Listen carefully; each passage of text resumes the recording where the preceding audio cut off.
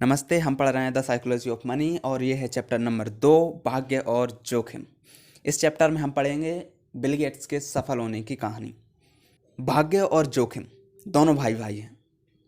ये दोनों इस वास्तविकता का प्रमाण हैं कि जीवन में हर नतीजा व्यक्तिगत प्रयास के अलावा अन्य ताकतों पर भी निर्भर करता है। जब हम किसी कार्य को करते हैं तो कभी कभी उसका नतीजा हमारे अनुसार होता है और कभी कभी हमारे विपरीत भी होता है। भले ही हमने कितना भी प्रयास किया हुआ, उस कार्य को करने में कितना भी प्रयास कर लें, लेकिन कभी कभी नतीजा हमारे विपरीत हो सकता है और ये हमारे भाग्य पर निर्भर करता है। इस चैप्टर में हम पढ़ेंगे बिल गेट्स की कहानी, उनके सफल होने में उनके भाग्य की क्या भूमिका रही और वो इस बारे में क्या कहते हैं। बिल गेट्स विश्व के उस एकमात्र हाई स्कूल में गए जहां कंप्यूटर था। सिएटल से कुछ ही दूरी पर स्थित लेकसाइड स्कूल में कंप्यूटर कैसे आया, यह कहानी अद्भुत है। विल डूगल, जो कि द्वितीय विश्व युद्ध में एक समुद्री विमान चालक थे, जो बाद में हाई स्कूल में अध्यापक बन गए, वे मानते थे कि किताबी ज्ञान बिना वास्तविक अनुभव के काफ़ी नहीं है। तो उन्होंने स्कूल को कंप्यूटर लाने का सुझाव दिया और उन्हीं के सुझाव पर बिल गेट्स के स्कूल में कंप्यूटर आया। हालांकि लेखक ने किताब में इस कहानी को विस्तृत रूप से बताया है, जो कि इस वीडियो में कवर नहीं की जा सकती। यदि इसे कवर करेंगे तो यह वीडियो बहुत ज़्यादा लंबी हो जाएगी। अधिकतर यूनिवर्सिटी ग्रेजुएट स्कूलों के पास इतना अग्रवर्ती कंप्यूटर नहीं था जितना कि 8वीं कक्षा में बिल गेट्स के पास था, और गेट्स को उससे बेतहासा लगाव था। बिल गेट्स 1968 में 13 वर्ष के थे जब वे अपने सहपाठी पॉल एलन से मिले। एलन को भी स्कूल का कंप्यूटर इस्तेमाल करने का बहुत जुनून था और दोनों मिलते ही गहरे मित्र बन गए। लेक साइड का कंप्यूटर वहाँ के सामान्य पाठ्यक्रम का भाग नहीं था। इसे कोई भी स्टूडेंट यूज़ कर सकता था जिसे कंप्यूटर में रुचि हो। और बिल गेट्स और पॉल एलन दोनों स्कूल के बाद और छुट्टियों में देर देर रात तक कंप्यूटर चलाते और बहुत जल्दी ही कंप्यूटरिंग में माहिर हो गए थे। पॉल एलन ने बताया कि एक बार वह देर रात तक कंप्यूटर चला रहे थे, तब बिल गेट्स ने एक फॉर्च्यून मैगजीन देखते हुए कहा कि तुम क्या सोचते हो कि एक फॉर्च्यून 500 कंपनी चलाना कैसा लगता होगा। तब एलन ने जवाब दिया कि मुझे इसकी जानकारी नहीं है। तो बिल गेट्स ने कहा कि शायद एक दिन हमारी भी एक कंप्यूटर कंपनी होगी, और हम सभी जानते हैं कि आज माइक्रोसॉफ्ट की वैल्यू क्या है, लगभग $1 ट्रिलियन से भी अधिक। अब हम बात करते हैं बिल गेट्स के भाग्य की। 1968 में यूएन के अनुसार विश्व में लगभग 303 मिलियन हाई स्कूल की उम्र के बच्चे थे। उनमें से लगभग 18 मिलियन यूएस में थे और इनमें से लगभग 27 लाख वॉशिंगटन स्टेट में रहते थे और 1 लाख से कुछ अधिक सिएटल में रहते थे, और इनमें से सिर्फ 300 लेक साइड स्कूल में जाते थे। 303 मिलियन से शुरू होकर 300 पर ख़त्म। 1 मिलियन हाई स्कूल आयु के विद्यार्थियों में से सिर्फ एक ने ऐसे स्कूल में पढ़ाई की जहां पर कंप्यूटर था। बिल गेट्स भी इस बात को मानने से पीछे नहीं हटे।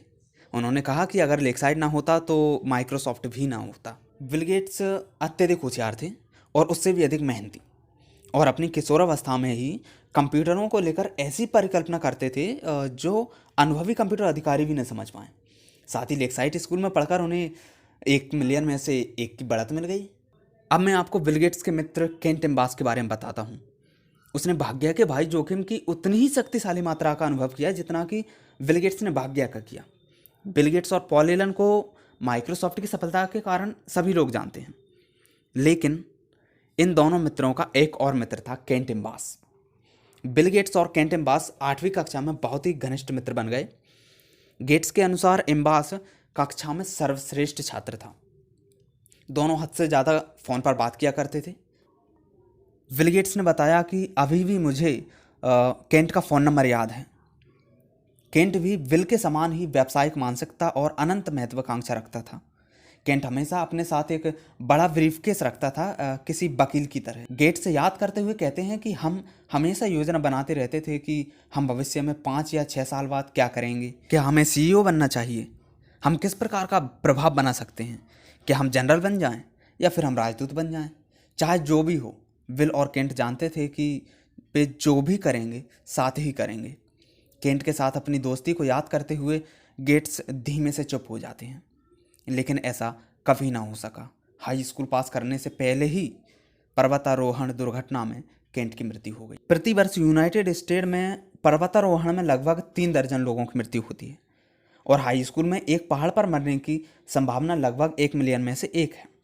बिल गेट्स ने लेकसाइड जाकर 1 मिलियन में से 1 का भाग्य पाया और केंट एम्बास ने 1 मिलियन में से 1 का जोखिम, जिसके चलते जो केंट और गेट्स प्राप्त करना चाहते थे वह उसे कभी पूरा कर ही नहीं पाया। एक जैसा बल, एक ही मात्रा, बस विपरीत दिशाएं। भाग्य और जोखिम दोनों इस वास्तविकता का प्रमाण है कि जीवन में हर नतीजा व्यक्तिगत प्रयास के परे अन्य शक्तियों पर भी निर्भर करता है। वे दोनों इतने समान हैं कि आप एक को सम्मान दिए बिना दूसरे में विश्वास नहीं रख सकते हैं। ये दोनों इसलिए अस्तित्व रखते हैं क्योंकि संसार इतना जटिल है कि आपके 100% प्रयासों में से आपको 100% नतीजे नहीं मिल सकते। वे बस एक ही बात से चलते हैं, आप इस खेल में 7 बिलियन में से 1 हैं, जिनमें से अनगिनत चीज़ें हैं जिनमें फेरबदल होता रहता है। कभी कभी आपके नियंत्रण से परे संयोगवश परिणाम आपके योजनाबद्ध प्रयासों से अधिक अहम सिद्ध होते हैं। लेकिन दोनों को मापना इतना कठिन है और स्वीकार करना इतना मुश्किल है कि ये अक्सर नज़रअंदाज हो जाते हैं। हर बिल गेट्स के साथ एक केंट एम्बास भी होता है जो उतना ही प्रतिभावान और प्रेरित था, किंतु जीवन के चरखे के दूसरी ओर पलट कर रह गया। यदि आप भाग्य और जोखिम को यथोचित सम्मान दें तो आप पाएंगे कि वित्तीय सफलता को आंकते हुए अपनी और अन्य लोगों की कुछ भी इतना अच्छा या बुरा नहीं होता जितना वह दिखता है। बिल गेट्स ने एक बार कहा था कि सफलता एक खराब शिक्षक है। यह होशियार लोगों को यह सोचने को लुभाती है कि वे कभी हार नहीं सकते। जब सब बहुत अच्छा चल रहा होता है तब समझिए कि यह इतना भी अच्छा नहीं है जितना वह आपको लग रहा है। आप अजय नहीं हैं। यदि सफलता आपको भाग्य की वजह से मिली है तो आपको उसके दूसरे भाई जोखिम पर भी विश्वास करना होगा, जो आपकी कहानी को तुरंत पलट सकता है। इसी तरह असफलता भी खराब शिक्षक हो सकती है, क्योंकि यह होशियार लोगों को यह मानने के लिए मजबूर करती है कि उनके निर्णय बहुत ही बेकार थे। लेकिन वास्तविकता यह है कि कुछ भी इतना अच्छा या बुरा नहीं होता जितना वह दिखता है। चैप्टर नंबर 2 को यहीं पर ख़त्म करते हैं और अब हम पढ़ेंगे चैप्टर नंबर 3, ऐसे 2 व्यक्तियों की कहानी जिन्होंने अपने भाग्य को बाध्य किया।